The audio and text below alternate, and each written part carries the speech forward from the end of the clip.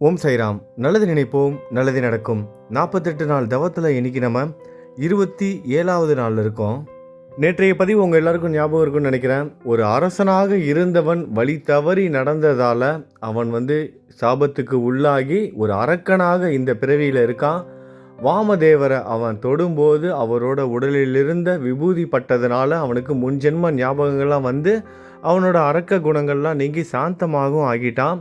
வாமதேவர் அவர்கிட்ட எல்லாம் விளக்கமாக சொன்னார். விபூதி உன் மேலே பட்டதுனால தான் உனக்கு இப்படிப்பட்ட மாற்றம் வந்தது. உன்னோட அரக்க குணம்லாம் நீங்கி சாந்தமான குணத்தை நீ பெற்ற.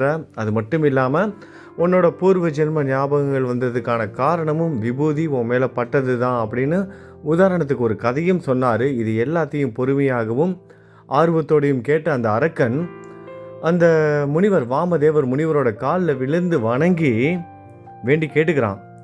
நான் அரசனாக இருந்த நேரத்தில் செய்த சிறிதளவு புண்ணியத்தால் உங்களை பார்க்க நேர்ந்தது.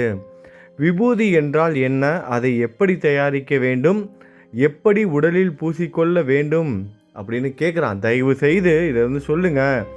நான் செய்த பாவத்திலிருந்து என்னை காப்பாற்றுங்க அப்படின்னு வேண்டி கேட்டுக்கிறான். அப்பொழுது வாமதேவ முனிவர் அந்த அரக்கன்கிட்ட சொல்ல ஆரம்பிக்கிறாரு. எப்படி விபூதி உருவானது, அதை எப்படிலாம் நம்ம பயன்படுத்தணும், இது எல்லாத்தையும் விளக்கமாக அந்த அரக்கனுக்கு சொல்ல போகிறாரு. வாங்க வாமதேவ முனிவர் இப்போ என்ன சொல்கிறாரு அப்படிங்கிறத கேட்கலாம். முன்பு மந்திராசல மலையில் சிவன் பார்வதி உடன் சபையை கூட்டினார். பிரமத கணங்கள், அதாவது சிவகணங்கள் 3 கோடி தேவர்களும், சிவகணங்கள் மட்டும் இல்லாமல் 3 கோடி தேவர்களும் 8 திசை ஆளுநர்களும் சிவனை சேவித்து கொண்டிருந்தனர். அந்த சபையில் கந்தர்வரர்கள், கேசர்கள், நாகப்பாம்புகள், பண்டிதர்கள், கிம்புருஷர்கள், சித்தர்கள், சாதுக்கள், வசிஷ்டர், விஸ்வாமித்திரர், நாரதர், பிரகஸ்பதி, பித்ருகணங்கள், ஊர்வசி, ரம்பை, மேனகா, 7 மாதாக்கள், மகாகாணர், மகாநீலர், நந்தீஸ்வரர், மணிபத்திரர், வீரபத்திரர், பிரிங்கிரிகேடர், பூதநாதர் ஆகியோர்கள் இருந்தார்கள்.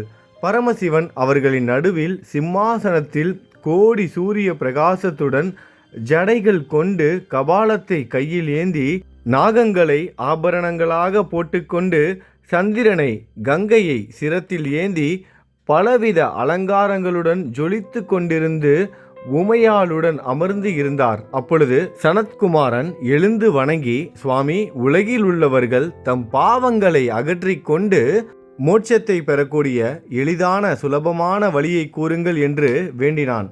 சுலபமாக மோட்சத்தை தரக்கூடிய விபூதியை 3 கோடுகளாக நெற்றியில் இடுவது, அதை எப்படி செய்து நெற்றியில் இட வேண்டும் என கூறுகிறேன். காய்ந்த பசு சாணம் எடுத்து அதனுடன் ஹோமம் செய்து அந்த சாம்பலை எடுத்து வேதங்களில் கூறப்பட்ட அக்னிரித்யா என்ற மந்திரத்தை சொல்லி நெற்றியில் இட வேண்டும். முதலில் நடுவிரல், மோதிர விரலால் கீழும் மேலும் பட்டைகளை தீட்ட வேண்டும். பிறகு கட்டை விரலால் நடுப்பட்டை தீட்ட வேண்டும். இப்படி தீட்டும் பொழுது திரையாயுக்ஷம் ஜமதக்னே என்ற மந்திரத்தை கூற வேண்டும். இந்த 3 பட்டைகளும் கண் புருவங்களை தாண்டக்கூடாது. முதல் பட்டையானது அகாரம், கார்கபத்திய அக்னி, பூதத்துவம், ரஜோகுணம், ருக்வேதம் எனப்படும். பிரம்மா அதன் தேவதை. இரண்டாவது உகாரம், தட்சண அக்னி, ஆகாச தத்துவம், யஜூர்வேதம், தமோகுணம் எனப்படும். விஷ்ணு அதன் தேவதை. மூன்றாவது மகாரம், அகவதி அக்னி, வாயு தத்துவம், சத்வகுணம், சாமவேதம் எனப்படும். ஈசன் அதன் தேவதை. இப்படி விபூதியை இட்டால் முக்தி கிடைக்கும். ஆகையால் எல்லா இன மக்களும் இதை இட்டுக்கொள்ளலாம்.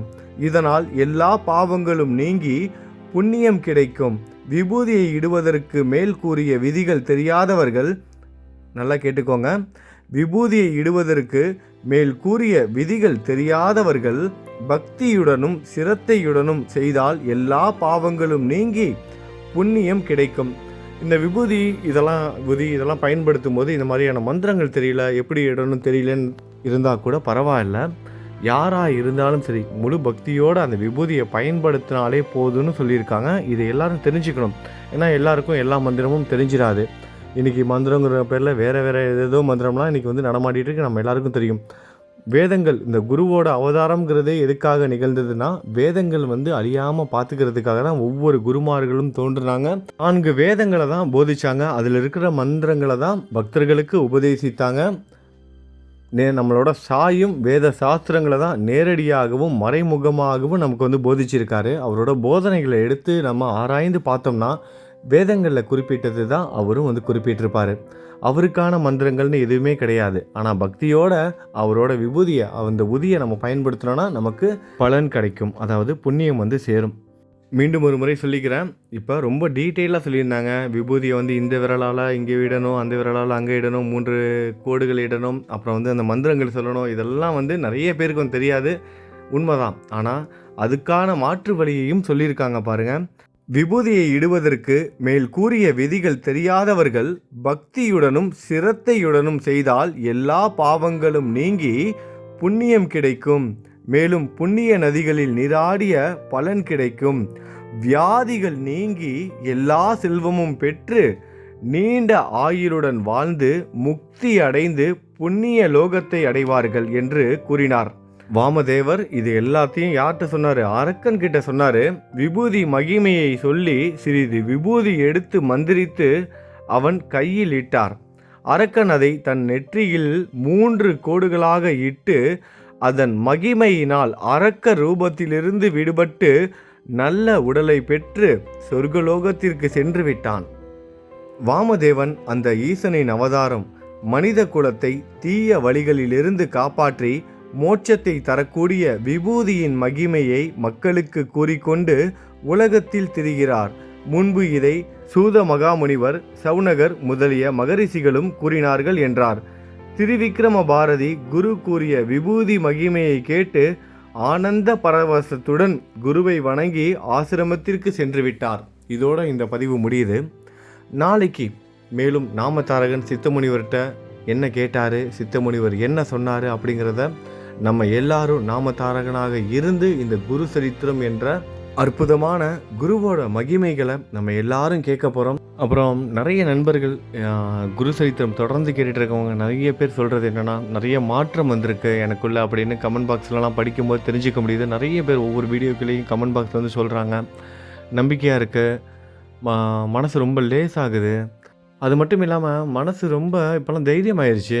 ரொம்ப நான் வந்து தைரியமாக இருக்கேன், எதாக இருந்தாலும் ஃபேஸ் பண்ணலாம் அப்படிங்கிற தைரியம் வந்துருச்சு, எல்லாமே சரியாகுங்கிற நம்பிக்கை வந்துருச்சுன்னு நிறைய நண்பர்கள், நிறைய சகோதரர்கள் வந்து கமெண்ட் பண்ணிக்கிட்டு இருக்காங்க. சகோதரர்களும் சகோதரிகளும் ஒவ்வொரு கமெண்ட்டையும் வந்து படிக்கும்போதும் அவங்க சொல்கிற அந்த எக்ஸ்பீரியன்ஸ்லாம், குரு சரித்திர கதைகள் அவங்களுக்குள்ள எவ்வளவு மாற்றங்கள் வந்திருக்கு அதெல்லாம் கேட்கும்போதும் எனக்கு ரொம்ப சந்தோஷமாக இருக்குது. சரி, உருப்படியாக ஒரு வேலை செய்கிறோம் அப்படிங்கிற அந்த நிம்மதி எனக்கு ஒவ்வொரு நாளும் கிடச்சிட்டு இருக்கு. குரு சரித்திர கதைகள் படிக்கிறப்ப உங்கள் எல்லாருக்கும் குரு சரித்திர கதைகள் ஏதாவது ஒரு வகையில் உபயோகமாக இருக்கும்னு நம்புகிறேன். உங்களுக்கு உபயோகமாக இருக்கிறதா, உங்களுக்கு பிடிச்சிருக்கா அப்படிங்கிறத முடிஞ்சால் இந்த வீடியோக்குள்ளே இருக்க கமெண்ட் பாக்ஸில் கமெண்ட் பண்ணுங்கள். நான் படித்து தெரிஞ்சுக்கிறேன், சந்தோஷமும் படுவேன். நாளைக்கு பதிவில் சந்திக்கலாம். நல்லது நினைப்போம், நல்லது நடக்கும். ஓம் சாய்ராம்.